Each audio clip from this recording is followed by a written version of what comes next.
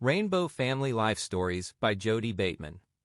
Interviews with Rainbow Family of Living Light folks conducted between 1977 and 2008. Scanned in 2018. Jodey Bateman may be contacted on Facebook, 07.F.Moon.Cricket. The Gathering found me. In his story, Moon.Cricket tells of the food crisis at the 1982 Idaho Gathering, which nearly led to a serious confrontation. For another side of the story, see Crazy John's account. Moon.Cricket. Have you ever heard the song, Paul's Ministry? I'll send you to the Gentiles, I'll send you to Rome. But Paul, you must suffer till I call you home. I love to hear my mother sing that. She sings it with such feeling. My mom is an excellent vocalist. She's been asked to record. She's been on the radio gospel singing. My mom is very, very religious in her Christianity. Her voice is starting to crack. She's had a rough life with my old man. My dad can play any kind of stringed instrument, banjo, mandolin, fiddle. He didn't make it past 8th grade. He's been a hard-working man all his life. He's a welder. I respect my old man very deeply. He's an alcoholic. I was born in East Chicago, Indiana in 1956. My parents are both from Kentucky. I'm of hillbilly descent. Kentucky is a beautiful state. I worked down there one summer doing farm work. I didn't stay down there too long because work is scarce. My parents got divorced once and got back together again. I helped keep the family together. Because I'm the oldest son, the weight was on me. But I'm considered a prodigal son by my own denotation. I was raised Southern Baptist, and I believe that is the true form of Christianity because they take the Bible literally. I dropped out of high school my senior year. I had 2 months left. I was 2 credits short, and they wouldn't let me make it up. I was in the Army for 13 months from March 74 to April Fool's Day, 75. I got out for inability to adapt. From there, I went to work in the steel mills. I got fired from there because I missed too much work. I've been rambling around the country ever since, searching for my identity. I'm used to hard work. I'm a welder and a carpenter's helper. The only work I don't like to do is concrete construction and pearl diving, dishwashing. Once I was doing 5 tubs of dishes at a time at a restaurant. I told the owner I'd like a nickel an hour raise. He said, "You'll have to keep the place cleaner." I just asked for my pay and left. About 2 years later, he asked me to come back on his work crew. He couldn't find anyone to work as hard as I did. He had 2 people doing the job I did, high school punks who had never been out of the city, and I had traveled all over the country. I laughed at him and said, "No way, buddy. I wouldn't for less than $4. I started writing songs when I was about 12. I've been with bands as a vocalist and a lyricist. I've written country and western songs, jazz songs, rock and roll songs, gospel songs.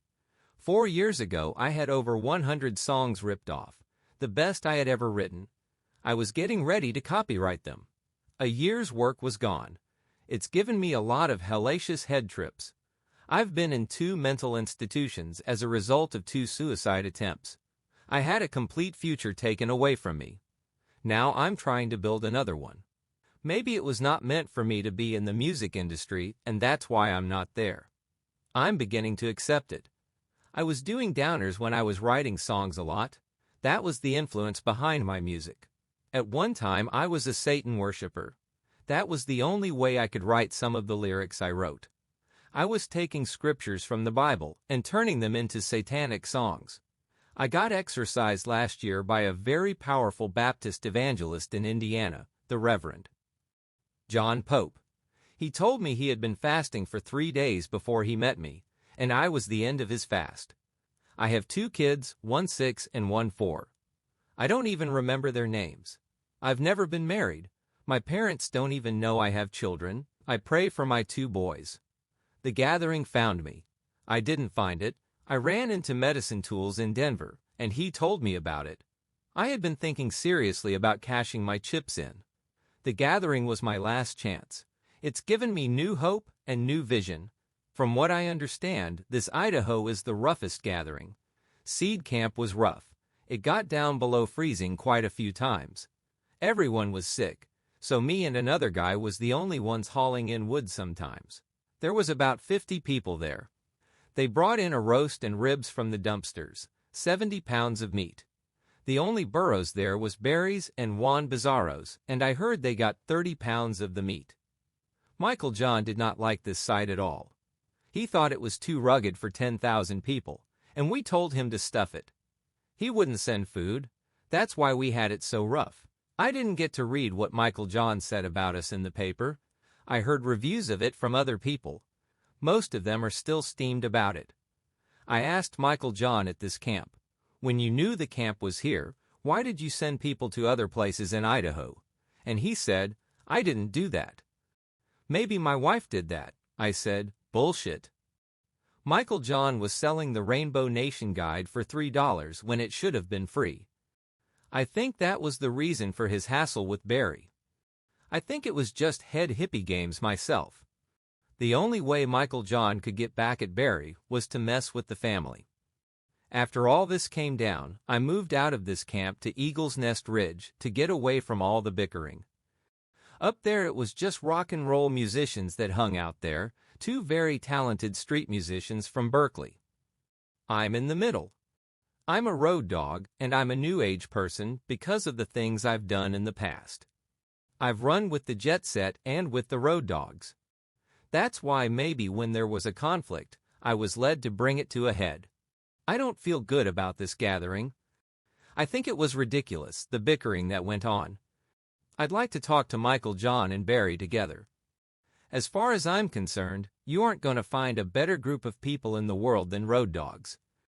You may find weird ones, but in essence they're what made up this gathering.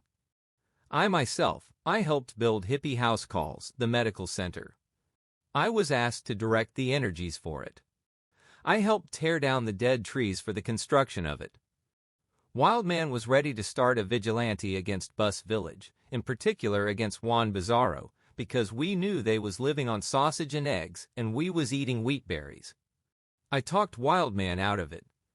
When the Bus Village heard about it, they turned the bank over to Caliph, no questions asked, and he turned it over to Rowdy. Rowdy I do trust. I didn't like Barry or trust him, but I feel different about him the more I hear of him. I'll probably give him an apology next year for what I said about him. I have a big mouth. It's pretty well all worked out now. I was taking my own head trips out on the family. I'm sorry I did it, but had to do it or else I wouldn't have enjoyed the end of this gathering. I would have been gone. After the gathering, I'm going with the Imagination Caravan, and the people I'm going with are going to stop at Michael John's and use his hot tubs. I'm going to try to talk them out of being rowdy. The basic theme of the Imagination Caravan is to entertain. We're actors, musicians, writers, we're all road dogs. Like many rainbow projects, the Imagination Caravan scattered quickly.